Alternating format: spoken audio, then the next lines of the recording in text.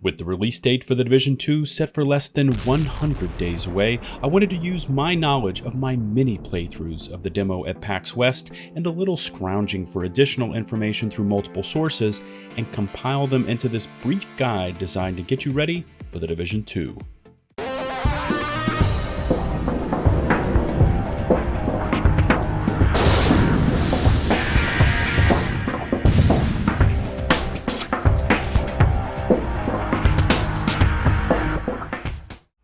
What's going on, agents? It's LtBuzzLitebeer, and after being off the YouTube scene for far too long, I'm back with this guide on how to use our current Division game to get you ready for the Division 2.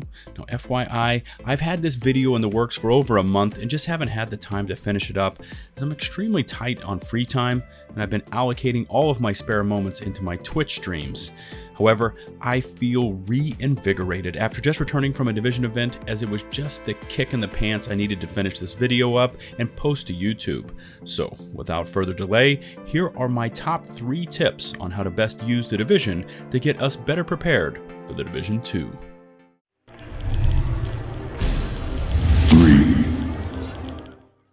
Those of you who know of me or follow my YouTube channel know that I got my start into content creation for the Division through my weapon reviews, and those type of videos really are my sweet spot. Now, I want you to remember back to when the Division first launched and we were all noob agents scrambling through New York in search of better weaponry. And specifically, I want you to remember how those early weapons handled. They weren't the laser beam stat sticks that we currently have that seem to have insane levels of stability and accuracy, all made more potent by stat stacking gear sets. We were forced to feather the trigger back then and demonstrate a level of control to keep our sights on target. Well, this is how many of the weapons felt to me in my mini playthroughs of the demo of the Division 2 at PAX West.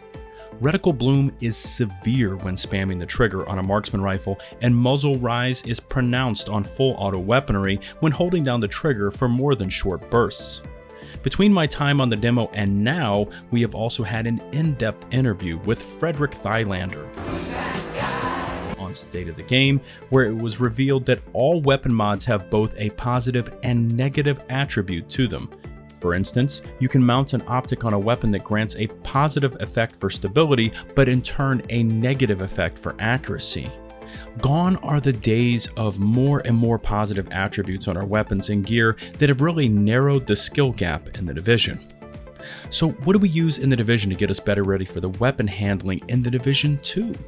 Well, here's what you do. Number 1, equip your weapon of choice, but make sure it does not have any talents that positively affect weapon handling, like accurate, balanced, or capable, or any talents that positively enhance reloads, like meticulous, hurried, or swift. Next, only equip weapon mods that have damage attributes while avoiding anything that grants bonuses to stability or accuracy. If you do not have a suitable grip that avoids weapon handling, try not equipping a grip at all. And finally, step outside those comfort zones and unequip any and all gear sets, as they seem to always positively affect some aspect of weapon handling. Try slapping on high-end gear with no stability or reload speed enhancements. And finally, get out there and try out some of your favorite farming spots, boss runs, DZ clearing routes, or missions with this setup. Or for those of you that want the full immersion, try creating a brand new agent and give the 1 to 30 grind a go with no power leveling. It is going to feel way different than what you were used to, and that is the point. The Division 2 demo was a learning experience, and then it returned to more real-world handling characteristics with high recoil on large caliber weapons when spamming the trigger, reticle bloom that required a brief time of allowing the weapon to settle and zero back onto the target, and more realistic weapon reload times. Taking a little time each week to return to the origins of the Division will be extremely helpful to your weapon handling skills, trigger control, and overall expectations of what a weapon can and can't do, and you will appreciate this practice once the Division 2 launches. 2.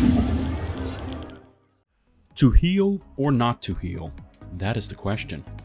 Alright, so I took a few liberties with that famous Shakespeare soliloquy, but I'm guessing you can see where this is going. Prior to the Division, I was absolutely a devoted follower of the cult of Battlefield.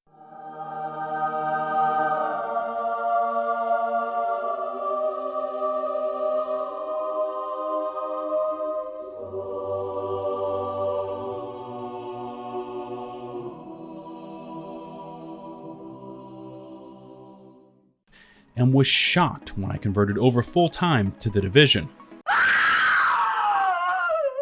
Triage, On the Move, Battle Buddy, Combat Medic, Health on Kill, First Aid Self-Heals, Support Stations, Med Kits, and then throw into the mix signature skills? What? I mean, what the hell? If I shoot at somebody in a video game, I expect them to drop to the ground.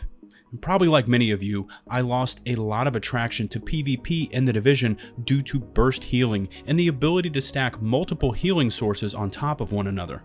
Now, I know there are many other factors like when the meta was changed over to include armor on all gear pieces and mods, but in general, it is burst healing that promotes players running through the streets with no fear of consequences. I mean, face tanking is so unrealistic that it screams fantasy, and last I checked, we were playing a Tom Clancy title, not Skyrim. In their tongue, he is Dovahkiin, Dragonborn.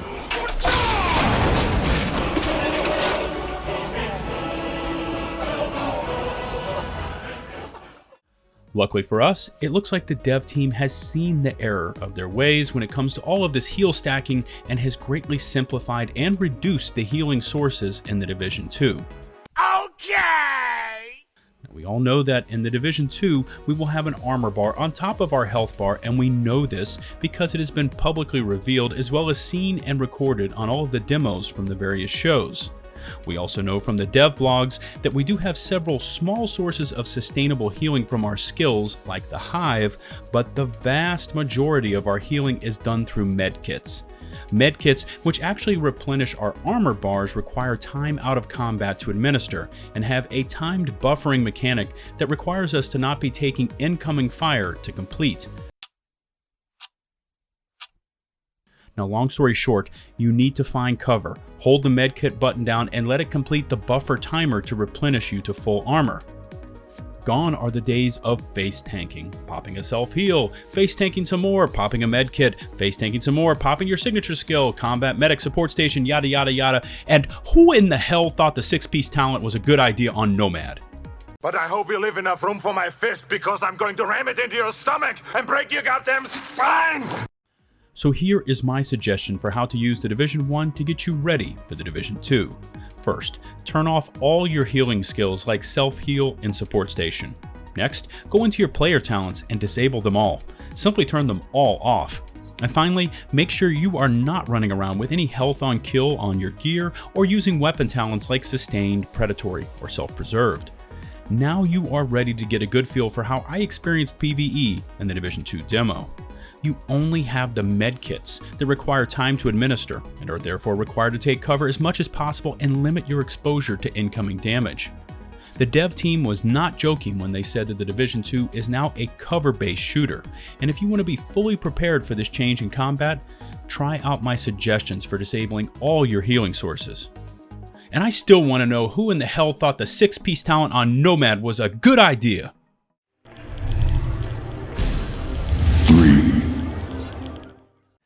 Like it or not, the Division 2 will place much more emphasis on cover shooting and enhanced AI battlefield techniques. Well, maybe not this severe, but I found that through multiple playthroughs of the demo that standing out of cover and firing one's weapon quickly attracted multiple NPCs' attention, and I found myself being focus fired by well-hidden combatants. What really stuck out to me is how even low-level NPCs attempted to fan out, and I mean way out, to try and encircle my entire squad. We do not consistently see this type of AI behavior in the original Division, and it is rarely seen except on certain missions, which leads me to our third and final tip. As much as it may pain you, try playing and perfecting the legendary difficulty missions on the Division. Chances are some of you play these extreme missions on a daily basis, but I know there is a large portion of the player base that has never attempted or completed them. NPC behavior in the Division 2 can best be mimicked by the fast-moving LMB on legendary difficulty missions, as they are constantly moving and taking cover, all in an attempt to put you in an inferior combat posture. In addition, the NPCs in the Division 2 have a new arsenal of weaponry that allows them to engage us at varied distances, so it is important that you and your squad attack at multiple angles and distances to keep the NPCs at bay. Grouping together places all of you at risk, as the AI will see what you were doing and then send the NPCs to envelop you and your squad from all angles and attack methods. Elite level NPCs in The Division 2 have unique weaponry that can easily be compared to that of the legendary LMB in The Division, like that ever-hated grenade launcher spam. But in all seriousness, use this time that we still have to learn to tackle these legendary missions on The Division, as they are the best way to prepare you for the enhanced AI and techniques of the NPCs in The Division 2. This will conclude my top 3 tips for using The Division to get us ready for the Division 2 field guide. And as always, I look forward to reading your thoughts in the comment section below.